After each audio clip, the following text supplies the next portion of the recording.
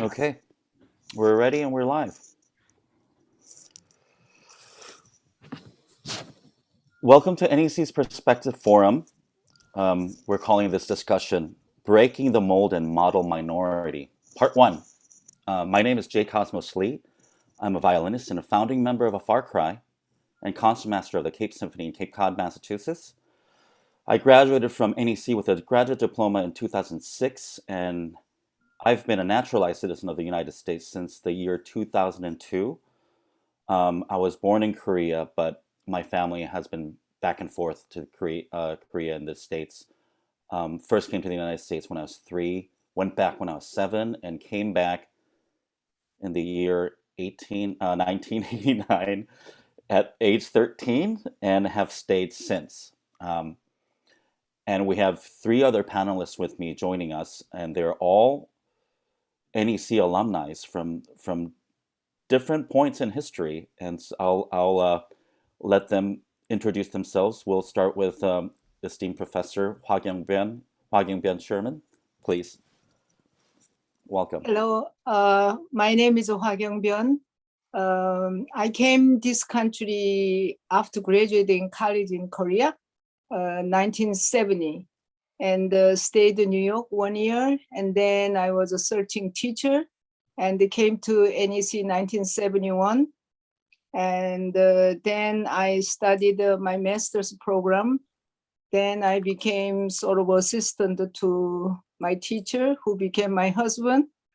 Then I taught the prep since 1978. Then I became college faculty from 1985. Since then, I've been here. So I've been with NEC 50 years. So this is a longer places than my home and or anywhere. So it's really, NEC is my home. And so I teach piano. That's what I probably didn't mention. And so I'm still teaching. Yeah. We're so honored to have you on this panel. Yeah, thank you. Jae? My name is Jing Lee. I'm a cellist, and I graduated NEC in 2003 with a master's. And I came to this country from Beijing, where I was born, and when I was 3.5. So my parents are both musicians, and they were at Indiana University and brought me with them. And so I grew up in the US and became a naturalized citizen when I was 17.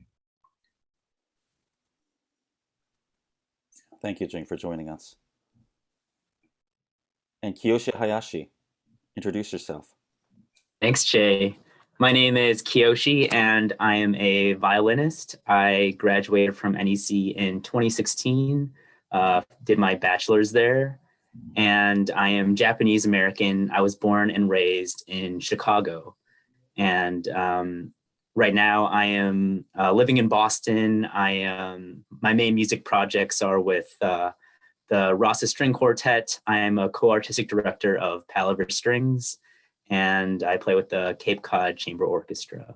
And I also have my own business as a health and life coach. Fantastic. Thank you all for joining us today. This is an important forum discussion about the recent hate crimes that have been perpetrated against the Asian American community, and a lot of the pain that comes from it. And it's not just of these recent attacks, but something that's actually a little more imbued in history that a lot of people may not know about. So I really appreciate your participation today here.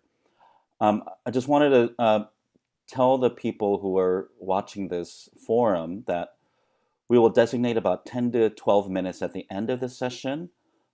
This session will go until 8:30, so probably around 8:20, 8:15, 8:20, we'll take a little Q&A.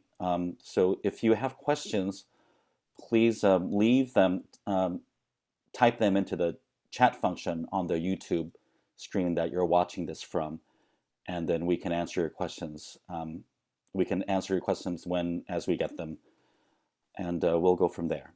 So just to introduce this forum, since the start of this pandemic, there's been almost 2,000% in national increase in hate crimes against Asian Americans in this country, and many of those against older Asian Americans, which has been particularly disconcerting. That's a staggering number if you think about it. Let's say if there were only 50 cases of hate crimes that we saw in a given year, it's like that number went from 50 to 1,000. And obviously there's the breakout of the coronavirus and its origin starting from Wuhan region in China has been a big motivating factor. But it still has been, the numbers of these attacks have not decreased throughout the pandemic, but if anything, they've been increasing. So, I mean, some of those cases, just to take an example, as in like the Bay Area in San Francisco, for instance, surveillance cameras captured an attack against a 91-year-old man in Oakland's Chinatown who was hospitalized with serious injuries after being shoved to the ground by a man who walked behind him, or a 52-year-old Asian American woman being shot in the head with a flare gun. Or last month, 84-year-old Vishal Ratanapakdi was going for a morning walk in a San Francisco neighborhood and captured him being attacked by a 19-year-old man running at him at full speed and smashing his body into the pavement, and he dies 2 days later from the injuries that he sustained. And these are just a few examples. And there are examples also in New York City where a Filipino man was cut. His face was cut with a box cutter just last month out of nowhere, and had to have 100 stitches. And he was bleeding on the side of the subway station, and no one would help. I mean, these are things that just keeps happening. Obviously, there are confluences and reasons why these things are happening, but it's really troubling to see that these perpetrations are happening to older Asian Americans. And I just wondered, why do we think that the media and the politicians don't make a bigger case about these attacks? Because we find them out now because we have social medias, and obviously there's some that are in the local media and the local news, but it's not yet a big topic in the national conversation. And why don't I start with you, Kiyoshi? What you think? Why our problems and these hate crimes don't get the attention necessary, because that's happening in the Asian American community? Yeah. In terms of specifically the media and the politicians not making a big enough case about these horrible things that are happening, I think, one, being in the Asian minority, it's almost seen like, oh, why are you complaining about racism when Black and brown people have it way worse than you? And they really, almost like white politicians, to me, it seems like they don't feel like it's a problem, and they just argue that Asians are second to white people, and like it's just like they fail to see that there is disparity between whites and Asians, because they feel like Asians are compared to Black and Latinx, they're making more money, and there's more of an equal ground. But what they fail to see is that there are so few Asian leaders in companies. There's no Asian politicians. There's no Asian is the face of any sort of larger company. And so, and another big reason I feel is that none of the people in power who are making the decisions of what is being portrayed by the news or what gets put on media are Asians. And so if white people are picking, what gets put on the news, it's not a full representation of what's happening. And so those are definitely two things that I feel are specifically why the media is not covering that. Right. Even though, don't you think there's some movement that's happening now, even with Kamala Harris being an Indian American, there's some recognition there, obviously, and especially in Hollywood, there's been a movement towards all these Asian American actors and actresses like Sandra Oh, for example, or like Stephen Yeun, who are making bigger cases, and they're actually speaking out about some of these issues.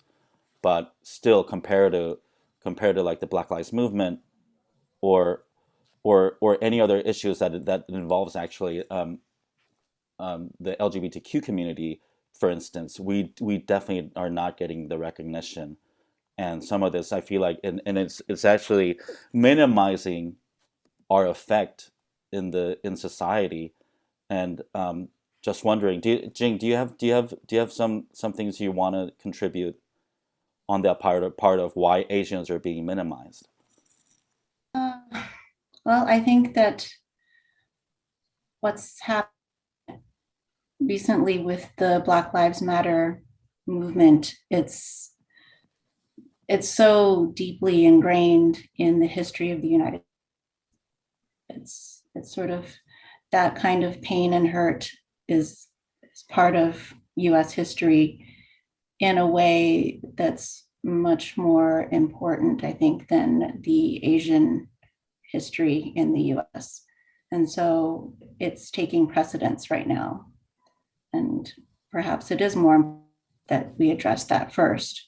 And I think also with the underreporting, it's possible that, aren't speaking for themselves. They're not advocating for themselves, because sort of the stereotype is that, keep your head down and don't make any waves. Don't cause any trouble. And so I think that a lot of the time, maybe things are happening that don't go reported, or, you experience something and you don't tell anyone about it. And then it doesn't make the news, of course. Yeah, I think it's a hard place to be in when people don't see your predicament as one that they can relate to, unless you're Asian in this country. But I mean, look at it from an angle that these are heinous acts being committed towards the elderly. We're certainly not taught culturally to we're taught to really respect our elders, and having that family unit is a really, really big reason, and a cultural stance in the Asian community, as we all know. And this is something I just don't understand why it's happening. But I mean, how can we address this? And Hwakyung, if you can give us your opinion, like, how do you feel about the elderly being attacked like this? Well, after this recent instance, I've been thinking why. I think I can be completely wrong. There's many factors. One, Asian, especially elderly, are easy target, and then Asians are also easy target, I think. Of course, Mr. Trump made a great, influence all of this. China flu, all this kind of Wuhan flu, so made people to think that we are horrible. Asians are all bad, and this. But my also deep down. Asians are very smart, very significant in their field individuals but we don't have, I mean, we have a Korean society, Japanese society, all of that. But what have we done for the American society, actually? We were not really quite generous or helpful or, embracing. We were all ourselves, Koreans are Korean and all of that. And we didn't really, we didn't do much to American society. So I think that's something got to do. And then our society, each society are not really strong enough when this kind of a thing happen. We are not really quite strong to unify and make a voice out of it. We, each incident we read by newspaper, by, TV, but why this each society or even Asian community, why don't they really do something about it, it just, it shows we are Asians don't have that kind of strength, and so it's easy to attack us because we don't have any support, even ourselves within our community.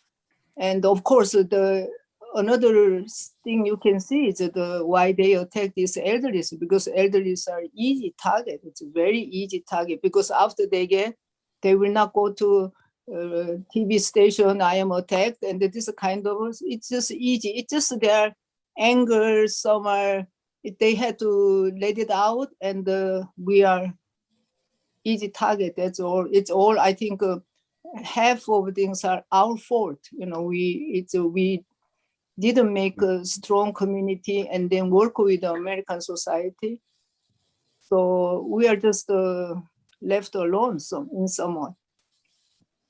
Yeah, I really strongly agree with that too. I mean, in some ways, I think I think back to some of my interactions, during my school years, and if there's so many little microaggressions that happen, what in everyday life, I mean, and a lot of the times when someone, like the questions of where are you really from, we just kind of a lot of times, we know what they're asking.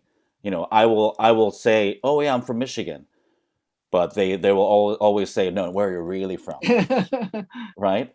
Yeah. And we just kind of laugh it off. And I mean, the way I would do it was that I would just laugh it off and be like, yeah, I'm from, my parents are from China, and I, or my I'm from Korea, and whatever, and just kind of give them the background, so they're like, oh. And then a lot of times, if they know how to say it, they'll be like, oh, 안녕하세요, and those little things, we don't correct people. We don't correct people to say, did you know that actually doing that is racist?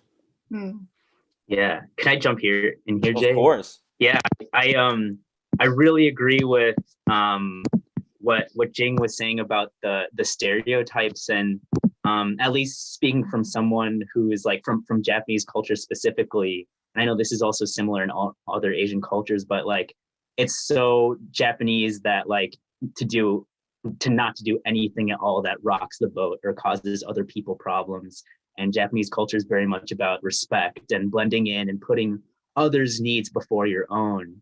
And so like I think that cultural impact on us as Asians when we're receiving like blatant racism, it often goes against what we're taught in the grain to call someone out on their racism. And I think that really needs to change, or we're as people have said, like, unless we, start taking a stand, like that's not really going to change, and we have to stand up for ourselves. Yeah. Jing, have you been a target of some of these incidents? Like, and I mean, and I think in some ways, maybe in the 90s and even the early 2000s, like the implications were a little different, right? I mean, even though there have been targeted hate crimes and violence that have been perpetrated against minorities, like this whole Islamophobia that happened after 9/11. I mean, if you're a brown person, you couldn't go anywhere without getting a double take. But have have there been sort of these microaggressions that you've been you've been targeted at, and that you only to realize, like, oh my God, it's actually happened to me? Um, yes, I mean, yes, throughout my life in the US, it's happened, and sometimes I notice it and sometimes I don't.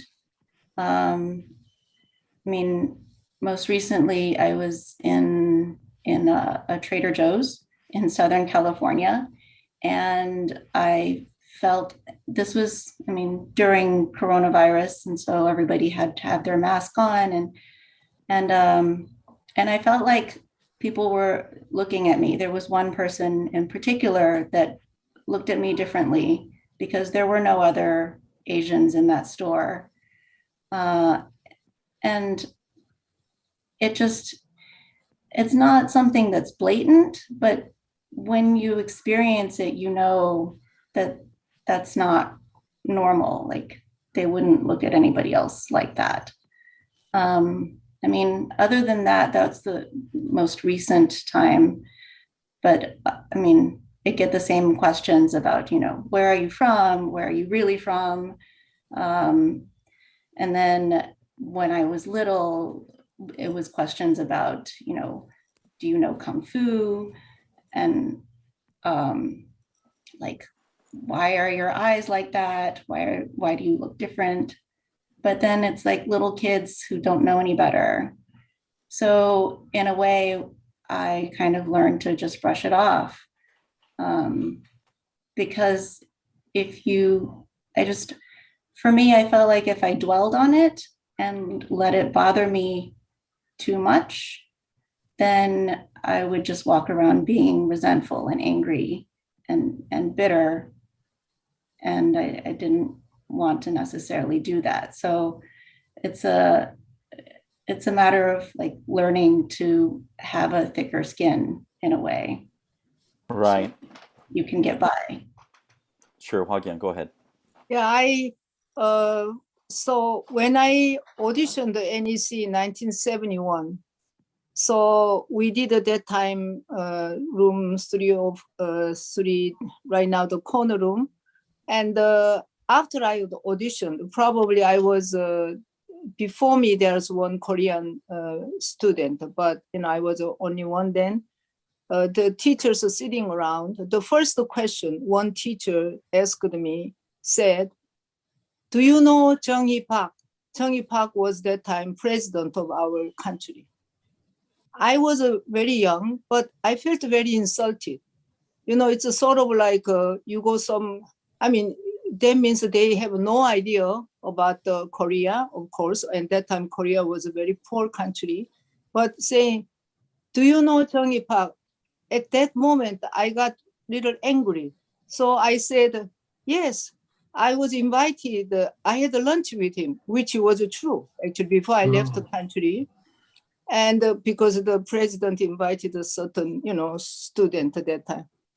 But I was very shocked, that kind, it's such insult, it's like we are poor country and how come you come here? This, I don't know. So that made me think a lot. And another reason I worked so hard was I wanted to really outstand. So people wouldn't look at me as though like I am from poor country, they have to sympathize and this, I just said I should be great, so nobody can say anything to me.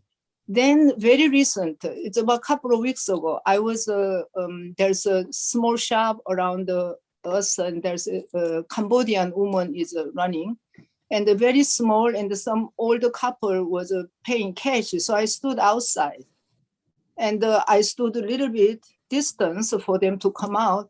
And they came outside. They said, the husband started yelling at me, saying, don't you know 6 feet, which I was more than 6 feet. I also, for them, I was standing outside. He said 6 feet. And then wife immediately saying, I don't think she understands, what husband, she understands. And then husband said, maybe she's a mother of the owner, the Cambodian woman, that I am mother over there, so I don't understand anything. I don't know anything about 6 feet. And then they just try to completely ignore me. Really some kind of despised face. I actually, I couldn't say anything. Then it lingered to me.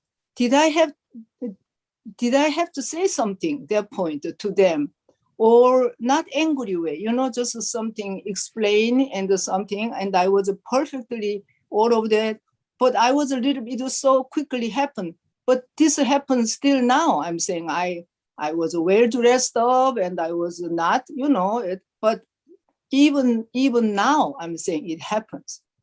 And as soon as I was Asian, I don't understand English. And not only that, maybe she's a mother of that owner. So, that's a more doubly insulting, it's Yes. something, we are poor, in other words. Yeah. Right. So this happens everywhere still.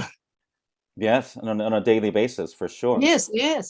Not only that, but I mean, speaking of like taking the high ground, I mean, we are taught that way, to respect your elders, to respect others.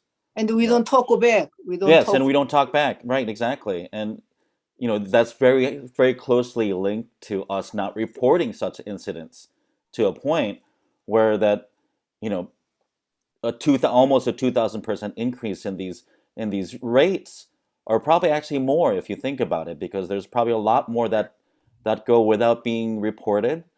But it's also like, if we think about like the early days of the coronavirus, when so many Americans were protesting against wearing masks because they didn't really believe, there was a whole contingent of people that didn't believe that the masks were effective. But the people who were wearing the masks, even pre-pandemic, were the Asians, because this is almost in our cultural dynamic in the countries over there, have it be China, Japan, or Korea, Singapore, where you name it. I mean, we wear the masks because we're sick. We're trying not to get our other family members or people on the street sick. So we wear the mask because of that reason. But those were the reasons why we were targeted in the early days of the pandemic in the United States. And I found it really, I mean, it angered me so much that those people were being targeted to be, to be perpetrated against because they were wearing a mask.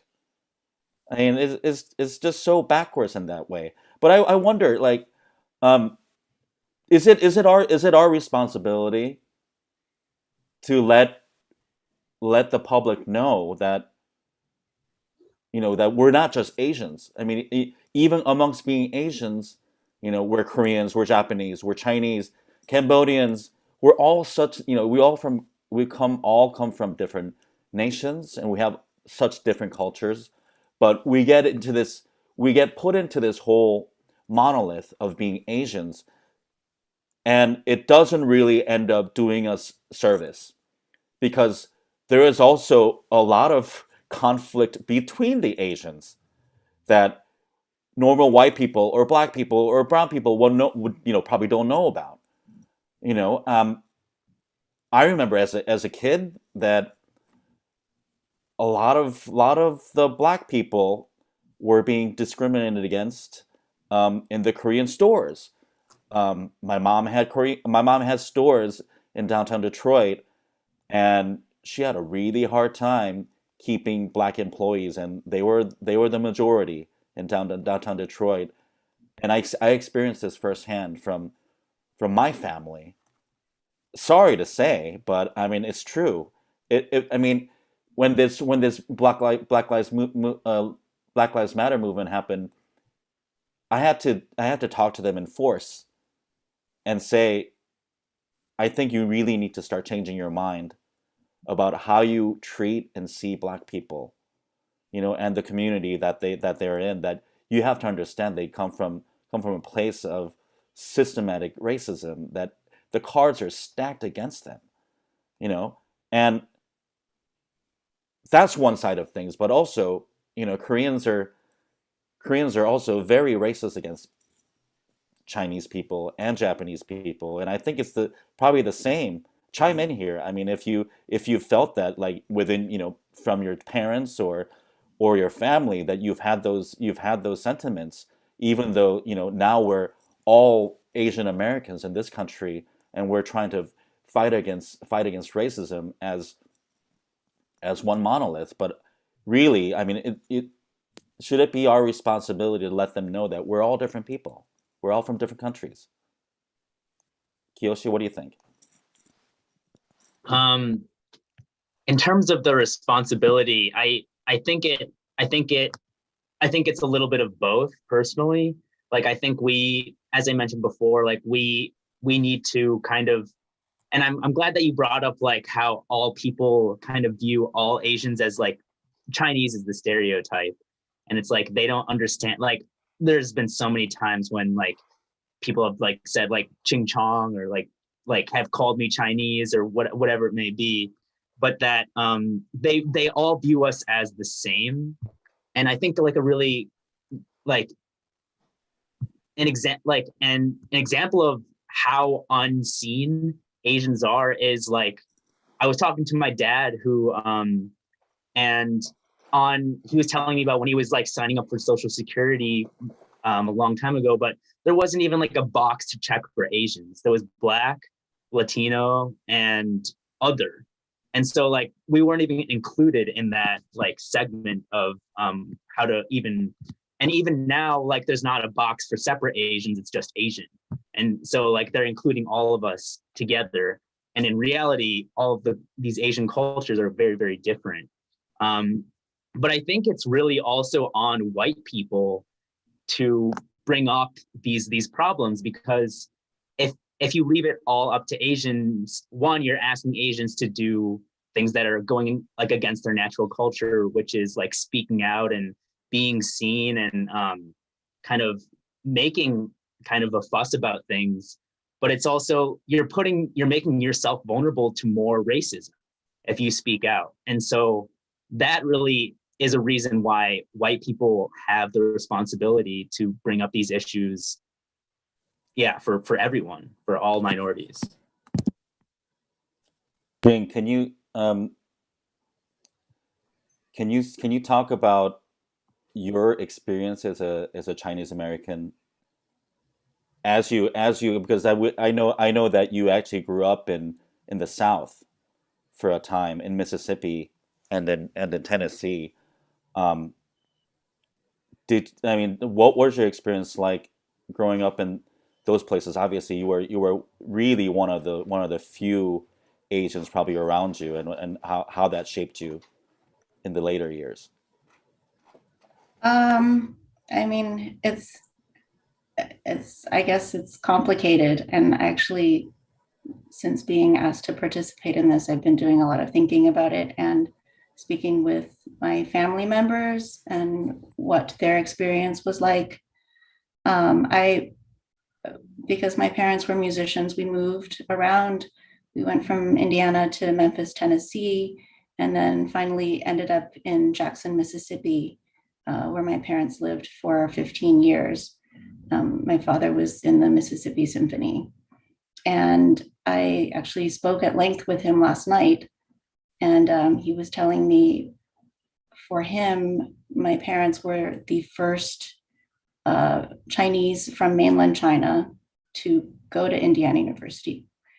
And then he was the first Chinese member of the Memphis Symphony, and then the first ever Chinese member of the Mississippi Symphony. And so we were definitely the very, very small minority where we lived. And in the end, my parents decided to move from Mississippi for some of the issues that they encountered and the prejudices that didn't ever go away, even though he had established himself in that community. And so I was just speaking with him, and he was saying that, he always felt like the neighbors around where we lived were very friendly, and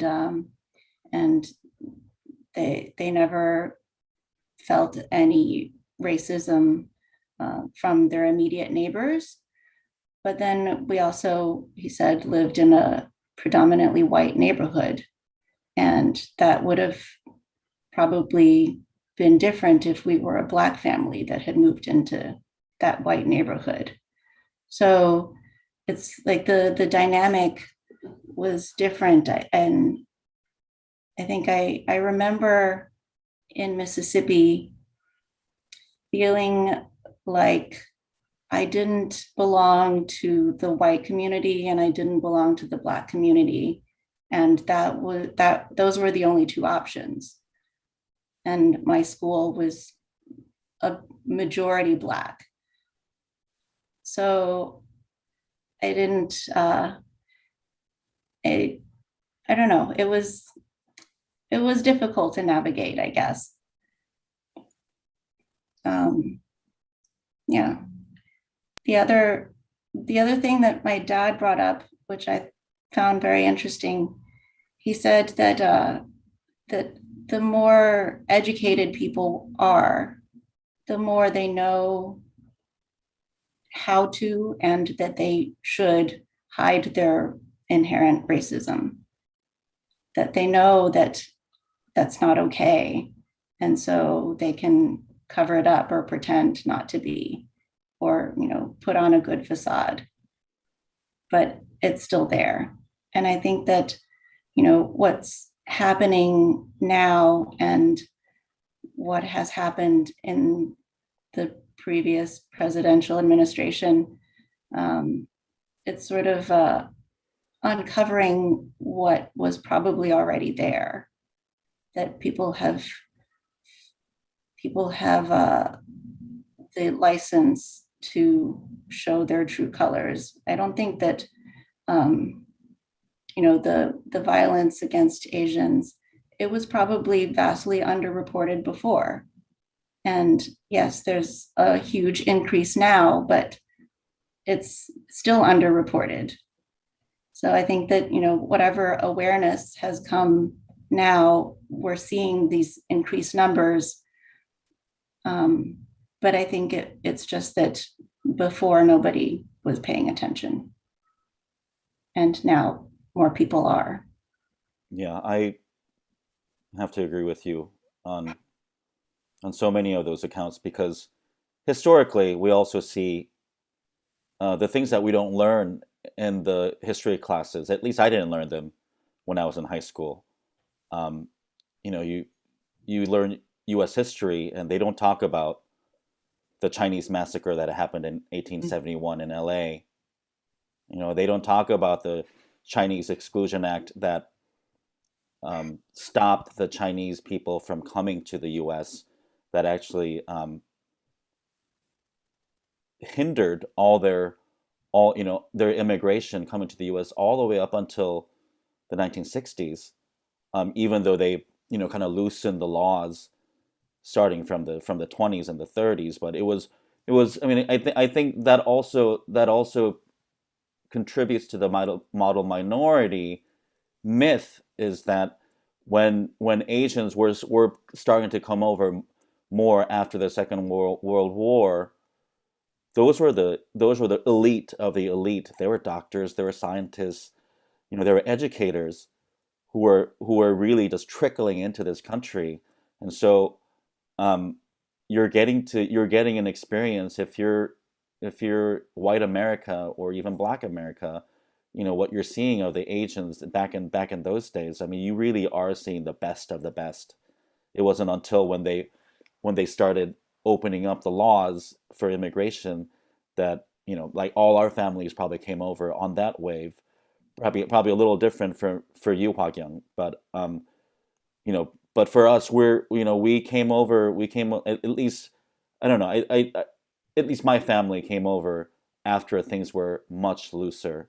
But these are things that we've been discriminated against before, and it is happening. It's being recycled, like you said, and is something that I think that as Asians and as Asian Americans, we need to kind of know and learn that this cycle, we need to break this cycle, right? In order for progress to be made.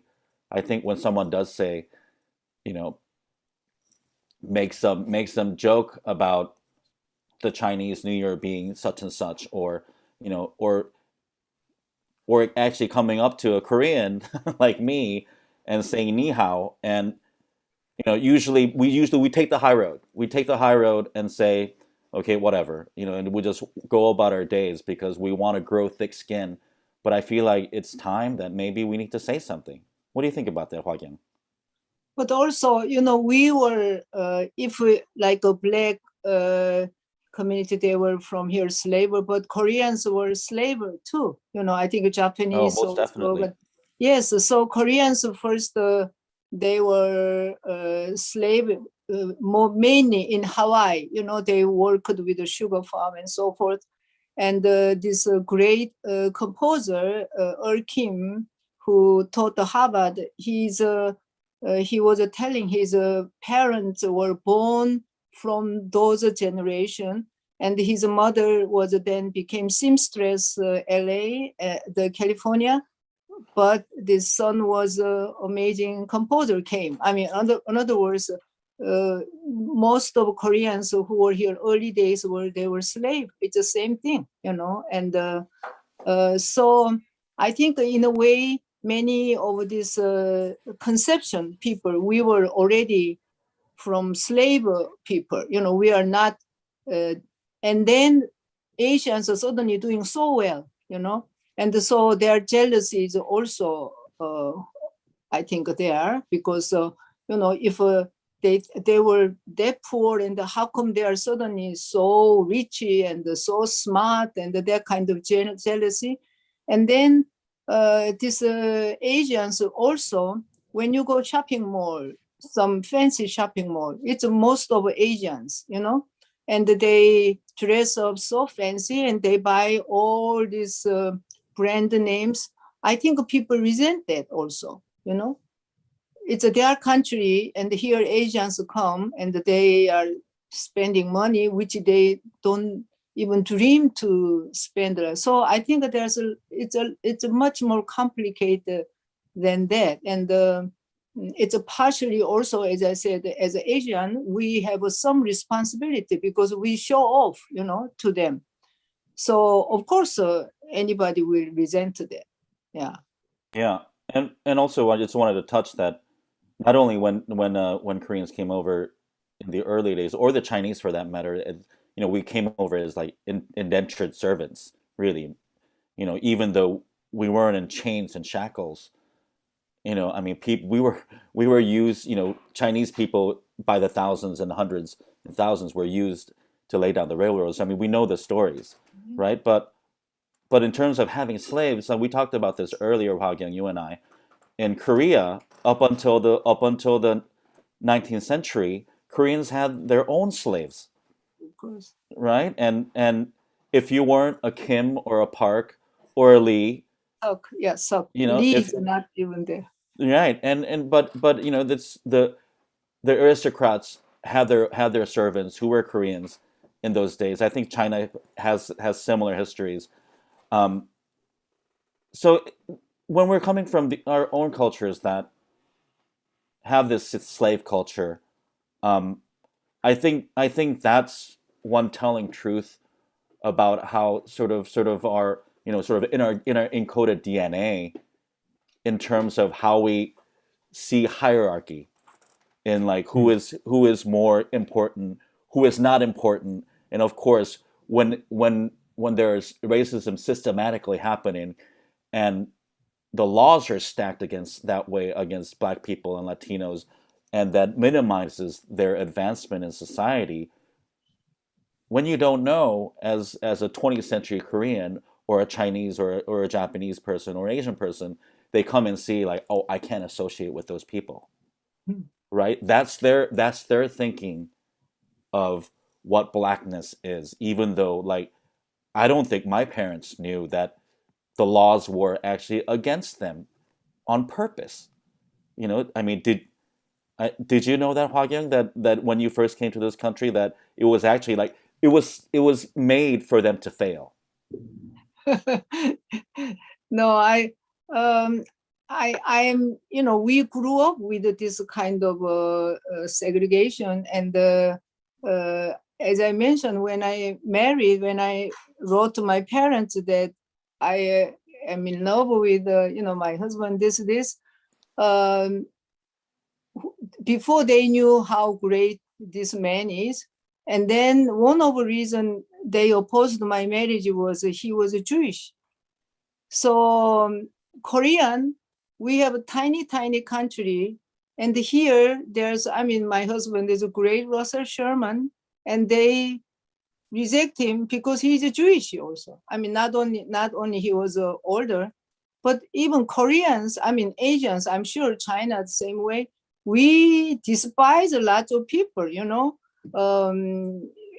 we don't have this respect of this thing as a human society. We have this section not good, this is not good, this. There's so many. We grew up like that, and then when, as I mentioned before, the thing often it bothers me is really when I go this shopping malls, things. These little young Asians come and they spend so much money, and this attitude of these young people, even for me it bothers me, but for here people native and whatever, when they see, I'm sure it bothered them so much, our attitude has to change, but we are, of course, this young generation don't know anything about it. They don't think about it, and that's the problem. But it's a time to really, this is good, these things happen, so they should think about where they are from, and what we have to do. Since we come America, we have to learn something, not just that there's a word, the Asians. One is so outstanding, yeah. Two, they say two are good. Yeah, three bad, four non-existing, because we are killing each other, but individuals are very, very good. And this is something, of course, each family has to teach their children differently, but even school, hopefully even this kind of discussion can also wake up some of people, It's just this movement should continue. So we are all in this earth the same people, and we are, this. I often tell my student that there's a, sequoia tree, the tallest tree. Why the tallest tree don't fall down? Because their roots are not deep, though. You can think that it's so high, so roots should be so deep so they don't fall. No, they are not deep, but they are this thin, this depth, but it's all through the side by side, and the roots are all Tangled. together, tangled, and they don't fall. It's exactly, this is a human society. You have to really, whether who you are, older, smart, or not, and rich, poor, we all have to get together. Then something can grow. But if we have one tree, one root, that is not going to survive. It's always something going to happen. But it's we are so busy every day. People don't think about it. People don't want to think about it. Right. Until there's until they get not right. Something happens, somebody, until it happens to your family. Yes. Then they wake up. Otherwise, they don't. Yeah. Right. Yeah. Kiyoshi, you were telling me earlier that your father was born in the Japanese internment camps, which I found to be fascinating. Yeah. How does he negotiate his past? Can I ask, was he part of the reparations that that happened later in Yeah, the game? yeah. I mean, to be honest, like he doesn't talk about it a lot because it was really traumatizing. But what he does talk about, and which I think I picked up a lot, is that first, like anything that was associated with him being Japanese, he was like punished for. And so when he would speak in Japanese, like white people would beat him, or and and so like because of that, he taught himself not to use Japanese, and he completely forgot the language. And like, and then he like after all the internment camps, he then continued to grow up in California, but like really learned that being Japanese was not safe. And so what I growing, being born in Chicago and growing up in America, I kind of developed a little bit of this like self-hatred for being Asian. And I'm curious if either any of you experienced that, but like similar to Jing, I grew up in a like where I was minority, and the large number of the population was white or black. And I, as like the lone like Asian kid, like did almost like everything I could to not be Japanese. And so like the way I dressed, I didn't go to Japanese school. I didn't watch manga or anime. I didn't bring Japanese food to school. And I didn't even tell my friends that I played violin, or like, and I would try and hide the fact that I got good grades because I wanted to hide any stereotype that I was Japanese, or Asian. And I thought that I would fit in that way. And what also happened was, you're talking about the racism of us different Asians, and like I began to like honestly like be racist towards other Asians, like especially like like fresh off the boat like Asians. I took so much pride in being this whitewashed Asian kid, and I'd be like, oh, look at those fobs over there, like I'm so glad I'm not like them. And like and it's horrible, but it was like I was putting those people down in order to make sure that I wasn't marginalized for being like that. And so I'm curious to hear if anyone else kind of went through this, like trying to like completely avoid that part of my culture and just like do anything I could to go against the stereotypes. Totally. I was traumatized as a child whenever my mom or my dad had to go and speak to a service desk or like a service agent. This happened all the time when we went on flights.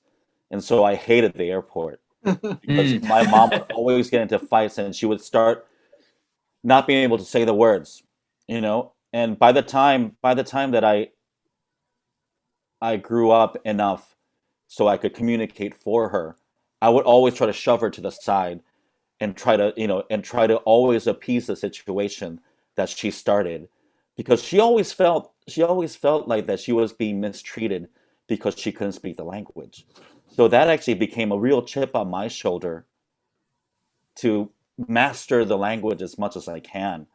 You know, learn the vocabulary to throw at them so they think they know that you're an intellectual, so that way they'll give you the whatever the first class seats for half off like she wanted. And in some ways, like she was wanting something that was not being given to other people anyways. So in some ways I was really embarrassed by that. And I think that those kind of efforts, like, it not only did it minimize my mother, but what I realized in hindsight was that by doing that, I was minimizing my entire family. Um, Mm.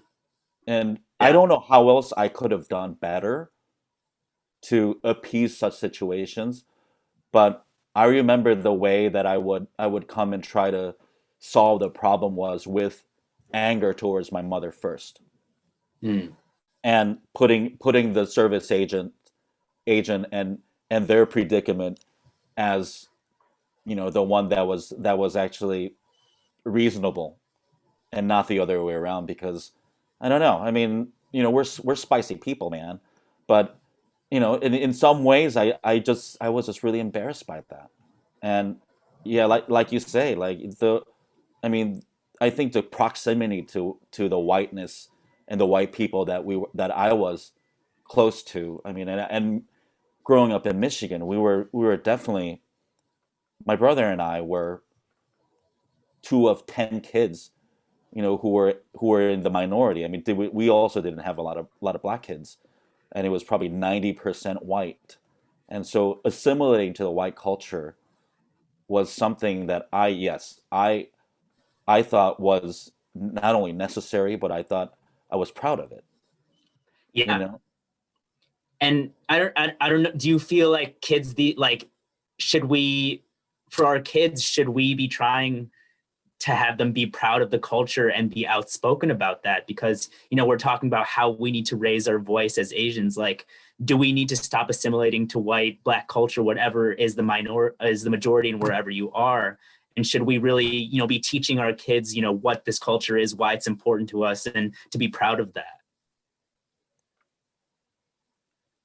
Yeah, go go ahead, ahead, Jane. Jane. Yeah. I think it's super important to be teaching our children where they're from.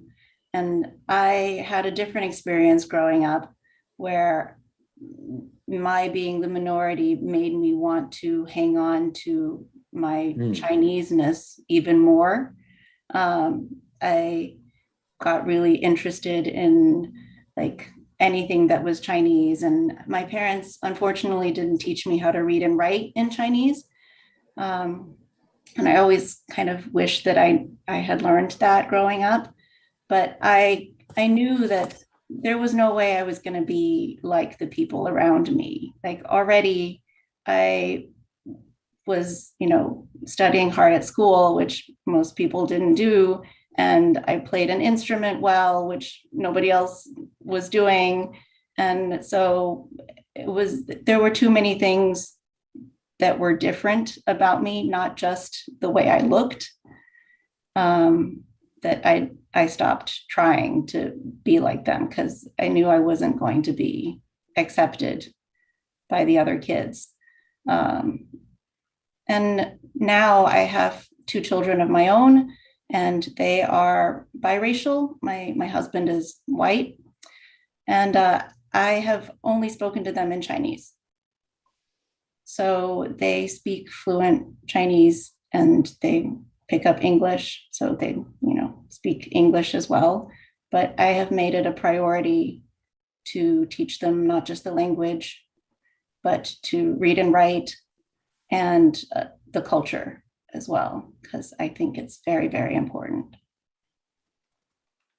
Yeah, I think it's a movement that we go back to, because I think incidents like these, like a pandemic that stops time for everybody, you know, no matter what walk of life that you're in, and then being witness to uh, a racial group like us Asians being targeted because of our situation of you know, and the virus having, you know, first stemmed from China, and being receivers of that kind of prejudice and hate, you know, makes us think. It doesn't it doesn't make me want to be like, oh, I need to assimilate more with white culture. You know, it actually makes me want to go back to like, I need to stand my own ground, and if anything, I want to say, I have to say, I'm Korean American, I'm Korean, you know, rather than like, you know, like, yeah, I'm like, in order to be part of the solution, I think you need to find your own voice, and really know who you are first, in order to move forward and make progress. Um, on that light, I wanted to ask, um, since this is an NEC forum for four different musicians from four different generations, do you think as musicians, can we contribute in bridging this gap? Um, how can we do that? Um, I mean, is it our responsibility as musicians in order to be thought leaders and ones who actually, take a stance on racial relations, and to be able to go in a different direction, and be able to put a footprint in society? Hwagyeong, what do you tell your students? Well, I don't tell students what to do, but I often tell my student, which is still I am thinking.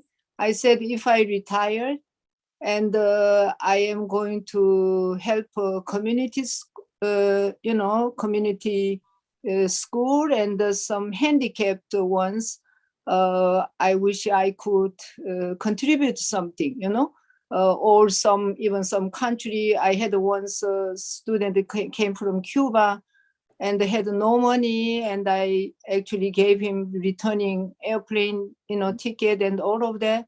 And then I asked his, and they cannot get all this information. I even told him someday I'll go there to teach some student or something. So I think we are all same human beings, and what we have to, of course, Yo-Yo Ma doing wonderful, yeah.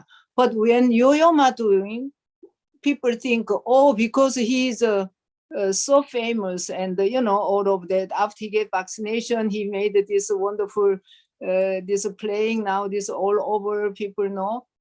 But you don't have to be famous to do it. I'm saying, we can still doing each one little by little, and so people, we have to melt their heart. I mean, that's the basic thing. We have to mingle them. We cannot lecture them.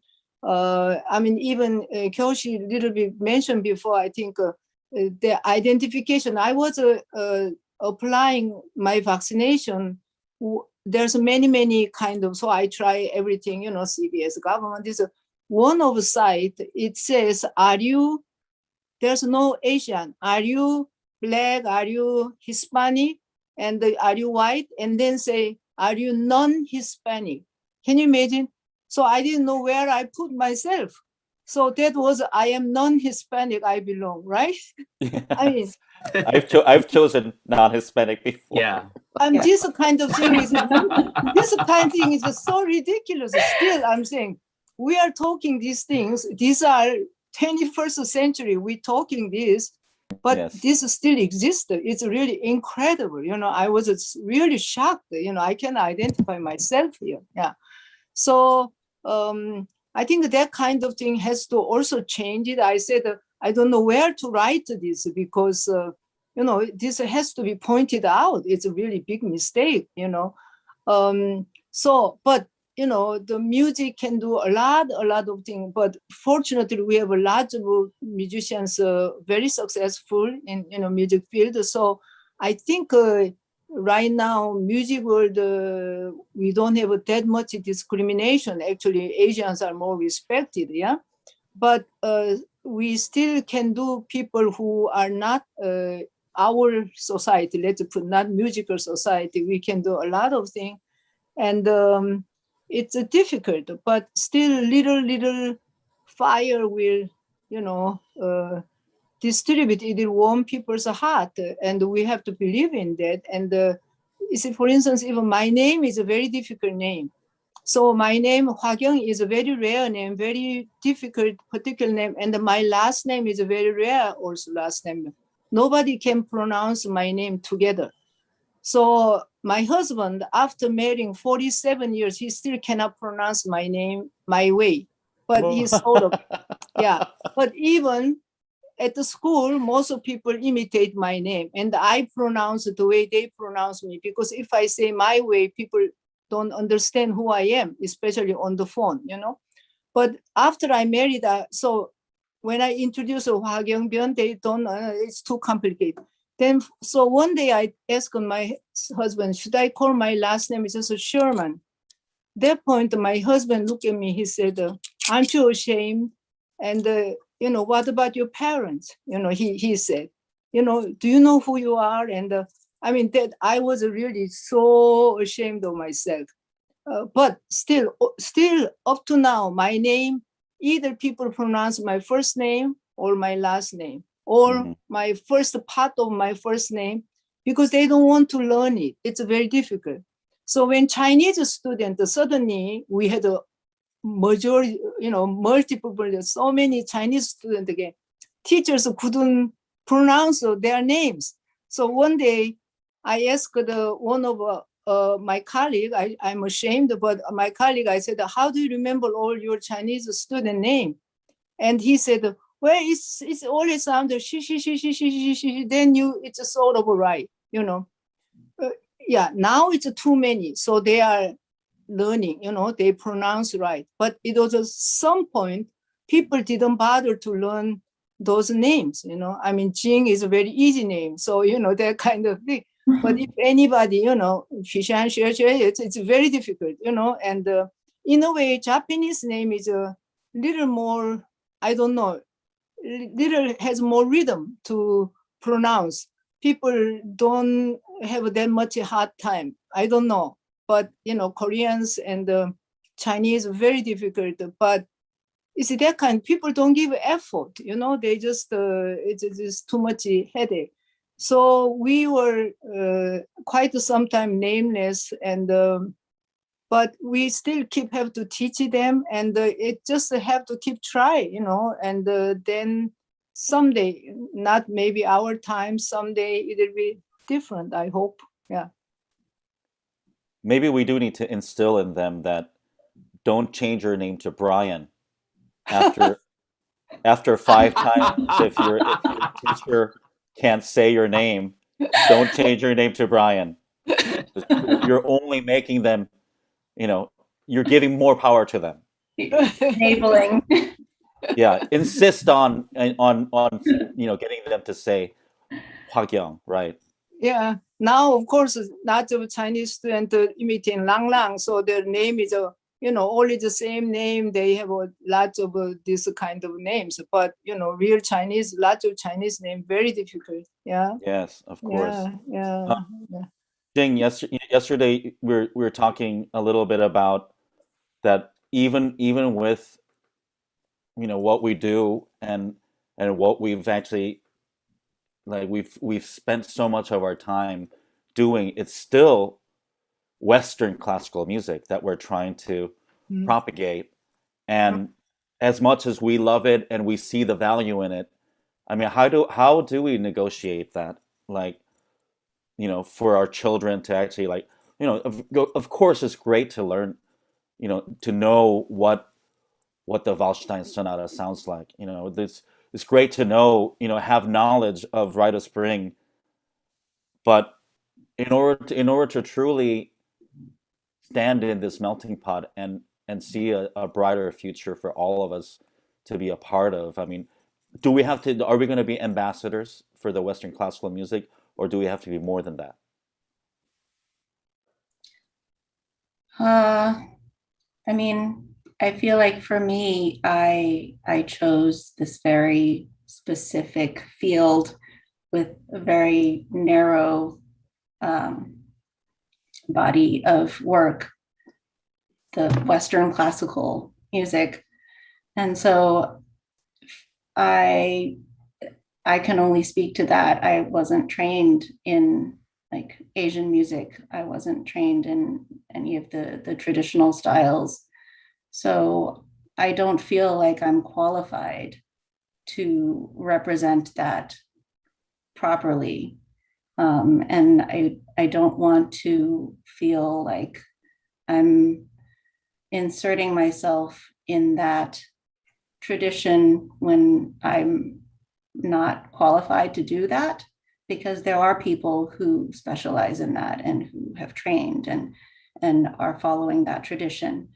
I do think that as Western classical musicians, we can still contribute to the, bringing awareness. And I think that just us having this conversation, and now there are more concerts that are being presented that represent, for example, immigrant composers or minority like women composers and not just white men composers. I think that that is, beneficial. I also think that in classical music, I mean, Joaquin touched on this, that, Asians are maybe overrepresented in classical music. And I think that, Black and Hispanics are underrepresented. And I kind of feel like for musicians, maybe we can do more to bring them up and increase their numbers and help them. So those are my thoughts. Yeah. Again, On the other hand, music is an international language. We really shouldn't categorize Western music. I mean, there's a traditional, music that's different. But I don't think we have to separate it. Also, that has to also mingle so people don't categorize. I mean, German they are not authentic German composers, specialists. So you don't categorize that kind of thing. Yeah. So I mean, when I grew up Korea, my country didn't allow Prokofiev for all of those because they said it's communist composers. I heard Prokofiev first time in my life when I came this country, but it was so familiar, when I heard it was nothing new, I think we are human beings, have a universe in ourselves, and we all that our heart, as Beethoven said, we're heart to heart. We all can communicate. I think that I don't think it's necessary we really separate it, It's just we are classical musician. That doesn't mean classical music is different. So I mean, it's not mixed. I'm not talking that kind of way, but it's just any music. If we do our heart, it'll convey. I mean, it'll touch. yes. Yeah. Yeah. I mean, one of the things I think it's made me realize is that it's classical music in the language that we speak, in the way that we communicate, how we read music, how we actually organize rhythm and harmony. I mean, it's a language, and it's one language to see that how thoughts and emotions are laid out on paper. I mean, that and not only that, but we're interpreting how that information is laid out in front of us. And one of the really really great things about being a musician is that the interpretation can be far-reachingly different from yours to mine to someone else from a different part of history. I feel like the variety of that really is the touchstone of being a musician. So when you look at music as a language and it is an organized thought, I love the fact that we live in a country and we're going to this future of music, that we have composers from Venezuela, we have composers from Egypt, we have composers from Taiwan, mainland China, Korea, I mean, we have composers who are indigenous, who are Cherokee, but using that language to communicate their idea and what matters to them. I feel like it is our job to curate such music that represents who we are in the now. Of course, I want to be able to I want to be able to share how great a Haydn quartet is. But if I given a chance now, knowing what we know now, like we can program along with a Haydn quartet, a Jesse Montgomery quartet, a Gina Serra quartet next to a Jesse Montgomery or Caroline Shaw, or there's so many other possibilities now that we can actually make the breadth of what we do not only interesting but to really matter, for for our day and age, for our voice to really be heard. I think it's a responsibility for us to have this and to promote this, for future generations to really be inspired by. Kiyoshi, you were talking yesterday also about, you know now all this talk has inspiring you to program something of that nature for your ensembles. Yeah, I mean, to go back to your original question of, what role can music play in the movement for racial justice, and I think it can be a really big impact. If you think about how social norms are constructed, social norms are all based on what public opinion is, and public opinion is influenced mainly by three M's, which are media, movies, and music. And so music fits into that category that can really influence how the majority of the population thinks. And music has this ability to bring large groups of people together. It pulls, as everyone has said, it's a universal language that everyone can relate to, and it just pulls on human emotions like almost nothing else. And so I just feel like we can use our platform as musicians in a really fundamental and intentional way to bring light to these, to whatever we're really passionate about. And I mean, as in Western classical music, as Asians, yes, we are somewhat the majority. And I've been thinking about that, and it's a little bit strange to think about, well, can we use classical music as a way to promote racism against Asians? But I agree with you, Jay, that we can program a lot more for musicians from different Asian cultures. But I really think the key to impact is also partnering both with and collaborating with other forms of art.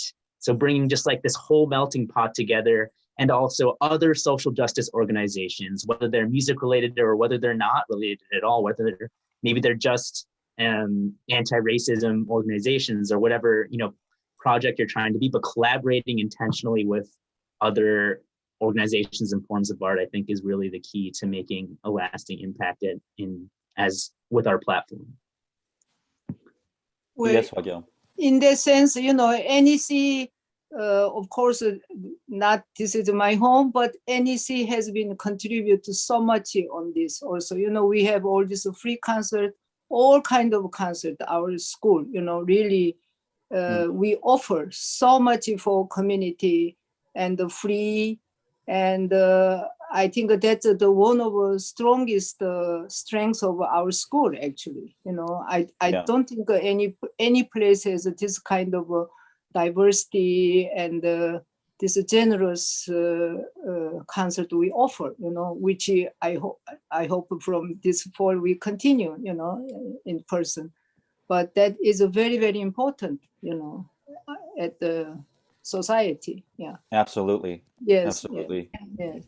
And I think it's really important that we keep the dialogue going, as Asian Americans, in order to really not only talk to our families, talk to our friends, but also once this pandemic is over and we can gather in the concert halls again and go to coffee shops and talk to strangers. I think that's going to be the big thing, is being able to talk to strangers.